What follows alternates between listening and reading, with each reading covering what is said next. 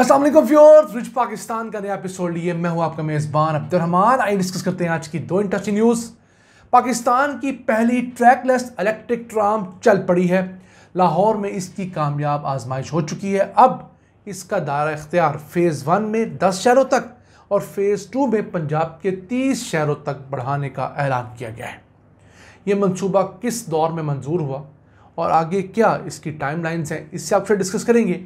जबकि आज की दूसरी खबर, कैपिटल डेवलपमेंट अथॉरिटी ने दारुल हुकूमत में मौजूद मारगला हिल्स के एरिया को सिक्योर करने के लिए जंगला लगाने का फैसला किया गया है ताकि पाकिस्तान का तीसरा बड़ा नेशनल पार्क कब्ज़ा माफिया से बचाया जा सके और कुदरती मनाजर को महफूज रखा जा सके। इस खबर को प्रोग्राम के दूसरे से भी डिस्कस करेंगे, लेकिन पहले चलते हैं आज की सबसे अहम खबर की तरफ। पाकिस्तान की पहली ट्रैकलेस इलेक्ट्रिक ट्राम चल पड़ी है।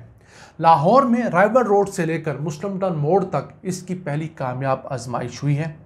अब ये इलेक्ट्रिक ट्राम एक बड़े साइज़ की बस समझ लीजिए। अब फिलहाल जिसका ट्रायल हुआ है उसके अंदर 3 डब्बे थे और वो 320 मुसाफिर एक जगह से दूसरी जगह ले जाने की कैपेसिटी रखती है। इसमें एक और डब्बा लगाने की गुंजाइश भी है, यानी कि एक टाइम पे तकरीबन 400 मुसाफिर इसमें सफ़र कर सकते हैं।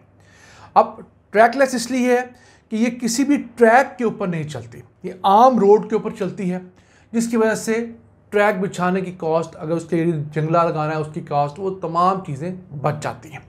फिर ये क्लीन होती है क्योंकि ये इलेक्ट्रिक है, इसमें किसी किस्म के एमिशंस नहीं निकलते, हाई कैपेसिटी होती है। फिलहाल चाइना की नोरिंको इंटरनेशनल कंपनी से हमने ये ट्रायल बेसिस पर ट्राम खरीदी है और फ्यूचर में इसका जो पहला रूट होगा वो ठोकर न्याज बेग से लेकर हरबंसपुरा नहर के ऊपर होगा।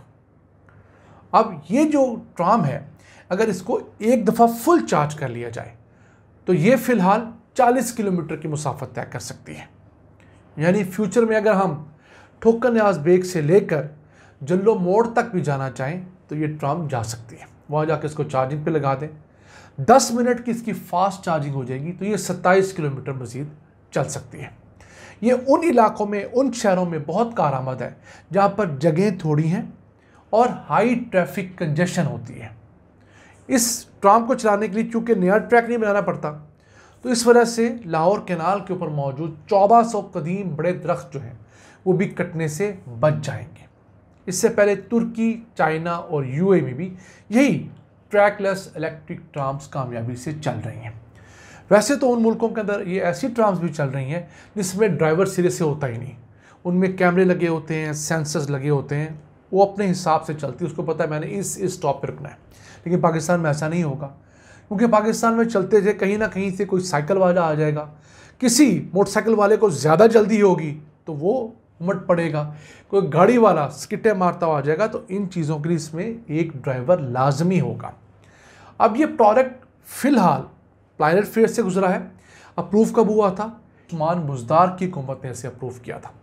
आप स्क्रीन पर उस वक्त का अखबारी तराशा देख रहे हैं और फिर इसके लिए उस वक्त बजट भी एलोकेट कर दिया गया था और प्रॉपरली इसने ठोकर से लेकर जल्लो मोड़ तक ही जाना था। फिर चूँकि आप समझ सकते हैं कि फरवरी, मार्च, अप्रैल 2022 के महीने पाकिस्तान में हुकूमतों की कशमकश के महीने थे। वफाकी हुकूमत ख़त्म हुई, पंजाब हुकूमत ख़त्म हुई, फिर खैबर पख्तूनख्वा हुकूमत ख़त्म कर दी गई। तो ये तमाम हुकूमतों की चेंजिंग की वजह से ये प्रोजेक्ट डिरेल हो गया। अब इसे दोबारा शुरू किया जा रहा है। लाहौर का ये एक खासा रहा है कि पाकिस्तान के मास ट्रांजिट के अंदर सबसे पहला मेट्रो बस प्रोजेक्ट भी हमारे यहाँ फ़िरोज़पुर रोड के ऊपर लाहौर में शुरू किया गया, मुकम्मल हुआ। दूसरा मेट्रो ट्रेन का प्रोजेक्ट भी लाहौर की मुल्तान रोड के ऊपर शुरू किया गया, मुकम्मल किया गया। अभी तक ये पाकिस्तान की वाहिद मेट्रो ट्रेन है। मेट्रो बसेस तो पेशावर में भी हैं, मुल्तान में भी है, कराची में भी है, लेकिन ट्रेन अभी तक किसी और ने नहीं। और ये ट्रैकलेस ट्राम जो है ये भी लाहौर में शुरू हो रही है। अब ये फ़ेज़ 1 के अंदर 10 शहरों तक जाएगी और फिर इसको फ्यूचर में 30 बड़े शहर जो लाहौर के अलावा पूरे पंजाब के अंदर है वहाँ तक फैलाया जाएगा। इस प्रोजेक्ट के लिए तमाम फंडिंग पंजाब हुकूमत अपनी जेब से कर रही है, तो बाकी सूबे भी करें, खैबर पख्तूनख्वा करे, सिंध करे, बलूचिस्तान करे, हर सूबे के पास अब वाफर फंडिंग है। भूखा है तो वफाक है, क्योंकि उससे 54-55% टोटल रेवेन्यू सूबे ले आते हैं और सारे बड़े खर्चे वफाक ने करने होते हैं। दफा का ख़र्चा उसके ज़िम्मे है, पेंशन्स का ख़र्चा, तनख्वाहों का ख़र्चा, वजारत ख़ारजा खर्चा, वजारत दाखिला खर्चा, एम्बेसीज़ का ख़र्चा, ये तमाम खर्चे फिर, और सबसे बढ़कर जो कर्ज़े अदा करने हैं, जो खाते तो सब मिल के रहे हैं, सूबों ने भी कर्ज़े लिए, वो वफाक के हिस्से पड़ गए 18वीं तरमीम से पहले पहले, तो वो तमाम जो 83-8400 अरब रुपया वफाक को अदा करना पड़ता है, वफाक उस खर्चे से ही बाहर नहीं निकल रहा। आइए चलते हैं आज की दूसरी अहम खबर की तरफ। CDA कैपिटल डेवलपमेंट अथॉरिटी ने मारग्रा हिल्स को कब्जे से बचाने के लिए उसके इर्द गिर्द जंगला लगाने का फैसला किया है। अब ये तकरीबन 43,000 एकड़ रकबा है और जो मारग्रा हिल्स नेशनल पार्क है, पाकिस्तान का तीसरा बड़ा नेशनल पार्क है। इस सिलसिले में टेक्सला से शुरू किया जाएगा और मरी तक एक बाउंड्री वॉल इब्तिदा में बनाई जाएगी ताकि इस इलाके में जो होने वाला कब्जा है उसे रोका जाए। अब कब्जा जो सबसे ज़्यादा तंग कर रहा है वो इस्लामाबाद के जोन 3 में है। यहाँ पर 50,000 एकड़ रकबा है, उसमें से 30,000 तो CDA की या समझ लीजिए इस मारग्रा हिल्स की प्रॉपर्टी है, 20,000 एकड़ रकबा प्राइवेट लोगों की प्रॉपर्टी है। लेकिन उसकी डिमार्केशन इतनी क्लियर नहीं है जिसकी वजह से यहाँ पर लोग आके वक्तन फ़वक्तन कब्जे करते रहते हैं। तो उसी वजह से ये जो पार्क है वो बहुत ज़्यादा फ्रजाइल भी होता जा रहा है। अब देखते हैं कि इसके लिए कितने अरब का बजट CDA बनाता है। लेकिन अगर देखा जाए तो इस इलाके में जंगला लगाने से मसला हल नहीं होगा। कुछ अरसे बाद लोग जंगला उतार के बेच आएंगे।